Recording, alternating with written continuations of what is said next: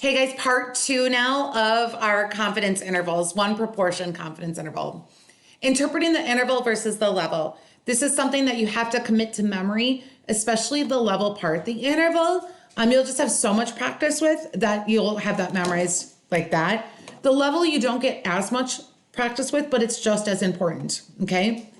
Our interval, whenever we are interpreting an interval, when you are asked to interpret an interval, that's where we're talking about the lower bound and the upper bound and what it represents. It is capturing the truth, the true parameter, okay? So this could be the true proportion or the true mean. Today we are talking about proportions only, okay? But it could be true mean. It just depends on what that context is. And we interpreted our interval for the Philadelphia families in the last video. Now the level is talking about what this 95% confidence means, and that's going to change based on what the question asks, okay? In 95% of all possible samples of n equals blank, this method would result in an interval that captures the true parameter. Again, this should be like underlined, I guess. It didn't totally get underlined, but you're going to fill in the blank again. What is that parameter, okay? Now, in our last problem, we were talking about Philadelphia families. So what I did below is I showed you an example with the Philadelphia one, so you can kind of wrap your mind around it a little bit easier. In 95% of all possible samples of n equals 50, this method would result in an interval that captures the true proportion of Philly families with preschool age kids who send their kids to preschool. Again, if you're struggling with that context, guys, go back to the stem of the problem. Look here, they tell us that true proportion of Philadelphia families with children, enrolled in preschool.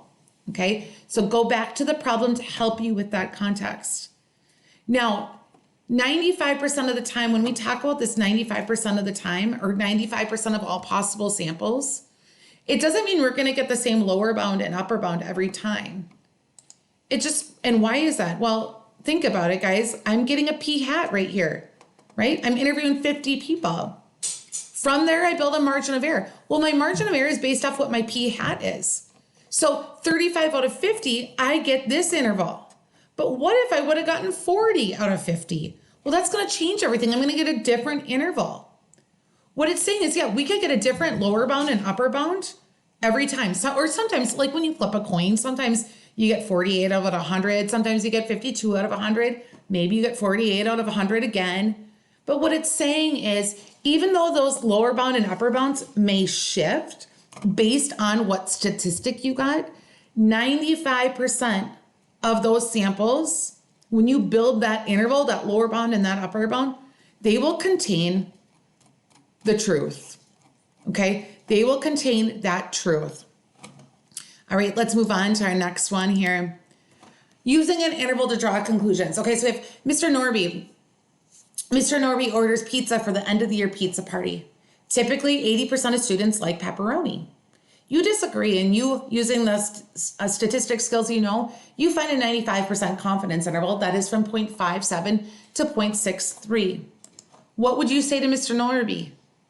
Do you agree with him or do you disagree with him based off your interval? Well, what do you notice, guys? We have a 95% confidence interval, and our lower bound is 57%. And our upper bound is 63%. That means we're 95% confident that the truth about seniors is that 57 to 63% of them like pepperoni. Mr. Norby thinks 80% do. So he's going to order 80% of the pizzas to be pepperoni. Well, what we could tell Mr. Norby kindly, Mr. Norby, we think you should order anywhere from 57% to 63% of all the pizzas should be pepperonis. Forgive my grammar here. And I can spell pepperoni. Why do we think that? Well, because our 95% confidence interval does not contain 80%.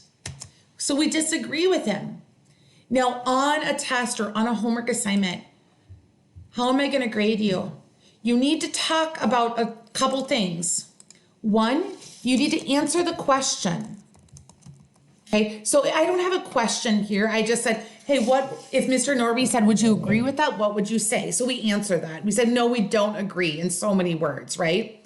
Answer the question. No, we don't agree. And then what we have to do is we have to use the interval, okay, and the confidence level, okay, in support of our argument.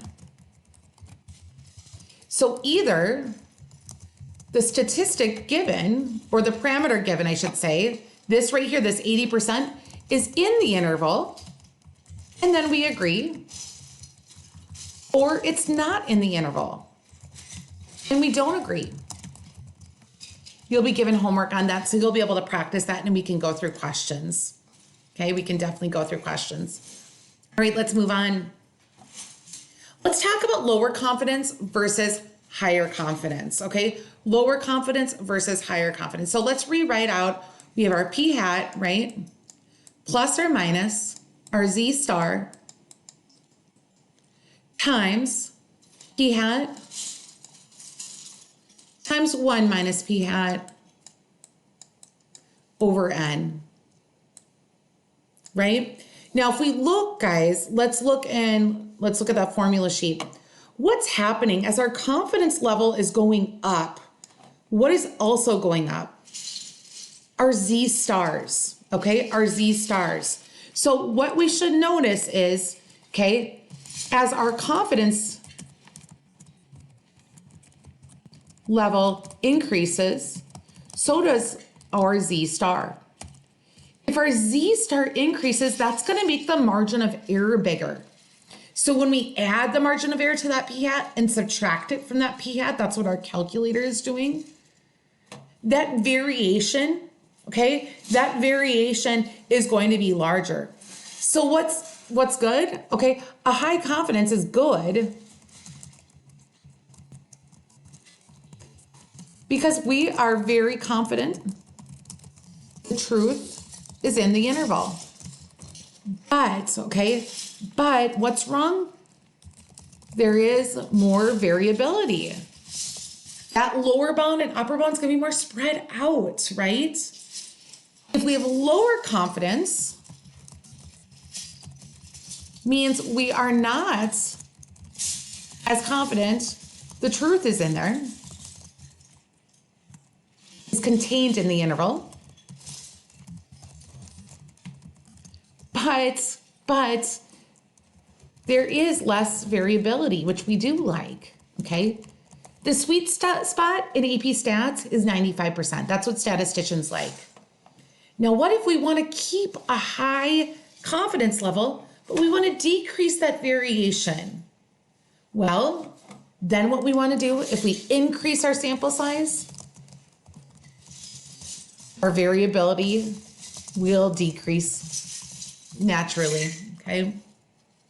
All right, let's move on. Oh no, this is not good.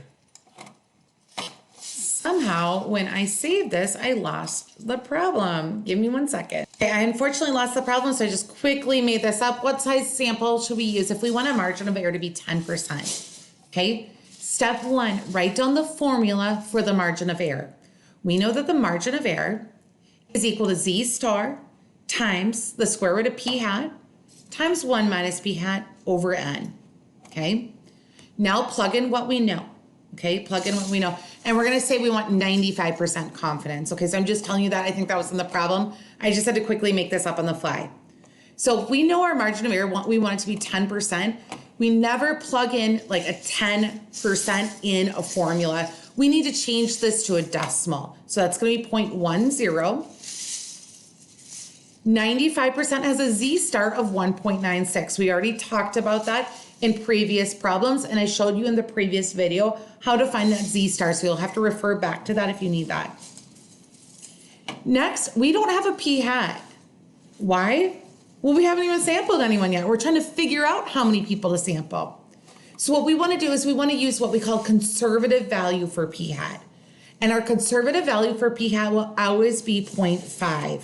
So we're going to go plug in 0.5 into our p hats here, okay? So that's step 3. Next, we want to solve for n, our sample size, by using algebra. Now, Sometimes people forget how to use their algebra, okay? First step, what you want to do to get n by itself is we want to divide by our z star here. So I'm going to divide by 1.96 to cancel this out and divide by 1.96. Next, what I want to do, so I get 0.051, and you'll notice here too, I also multiply 0.5 times 1 minus 0.25 in that numerator. So I get 0.051. Next, what I want to do is I want to get rid of the root. So I need to square both sides.